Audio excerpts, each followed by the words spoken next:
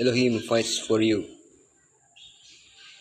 And Joshua captured all these kings and their land at one time, because the Lord Elohim of Israel fought for Israel. Understanding the war that led Israel to take possession of the land of Canaan is not an easy matter. Just as Elohim never intended for sin to exist, neither did he intend for war to exist. So why did so many people die? Can that war be considered holy? To understand this problem, we must delve into the biblical concept of war and the moral values at stake at that critical moment in history. A matter of iniquity, a matter of justice. The biblical concept of war, destroyed by their own choice. Seek peace. A matter of iniquity. In the fourth generation, your descendants will come back here, for the sin of the Amorites has not yet reached its full measure. Archaeology has revealed that Canaan's religion was exactly what the Bible says: sorcery, divination, communication with the dead, spiritism, and child sacrifice. To this must be added the rite of sacred prostitution, which had very little to do with sacredness, practiced by both priests and priestesses. Although these practices were already common in Abraham's time, Elohim gave them more than 400 years to rectify their behavior. Finally, these aberrant rites, which lowered people's morality and fostered all kinds of vices, had to be put to an end. The extermination of the Canaanites would prevent, at least for a time, the moral degradation of humanity. A matter of justice. Elohim is a righteous judge, Elohim who displays his wrath every day. If he does not relent, he will sharpen his sword, he will bend and string his bow. Love and justice are the foundation of Elohim's character. This makes him a just and impartial judge, who postpones punishment so that the sinner may be converted, but who will not tolerate evil forever. The war to conquer Canaan was not waged for imperialist reasons, but by divine order to carry out the punishment that its wicked inhabitants deserve. Elohim's desire was to establish a just government in that territory, which would be an example to all nations, motivating them to elevate their moral concepts and thus achieve a state of peace and justice worldwide.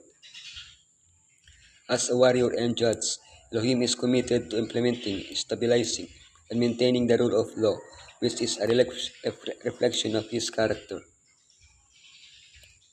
The biblical concept of war. But be assured today that the Lord your Elohim is the one who goes across ahead of you like a devouring fire.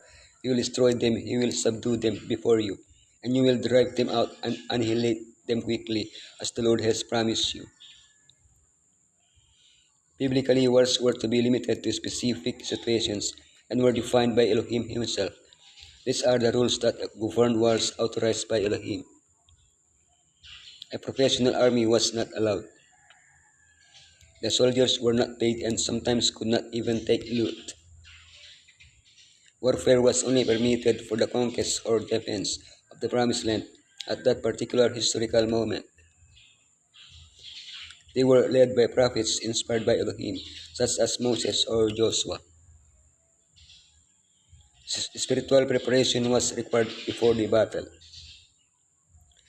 Any Israelite who did not comply with the rules of war was treated as an enemy. On many occasions, Elohim intervened directly in the battle, destroyed by their own choice. So Joshua subdued the whole region, including the hill country, the Negev, the western foothills, and the mountain slopes, together with all their kings, and left no survivors. He totally destroyed all who breathed, just as the Lord, the Elohim of Israel, had commanded. The entire territory of Canaan was declared anathema, that is, dedicated to destruction. Every living thing was to die. However, there were exceptions. Those destined for destruction who obeyed Elohim could live. Example, Rahab. Israelites who disobeyed Elohim were to be put to death. Example, Achan. Before Elohim, Canaanites and Israelites were viewed equally, impartially.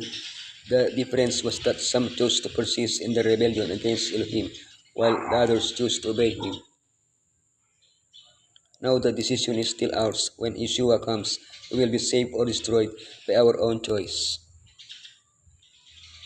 Seek peace. I will make peace your governor and well-being your ruler. Yeshua is called the Prince of Peace. He came to bring peace, and he will reign in peace. But until his kingdom of peace becomes a reality, we remain in a territory at war, immersed in the cosmic conflict between good and evil.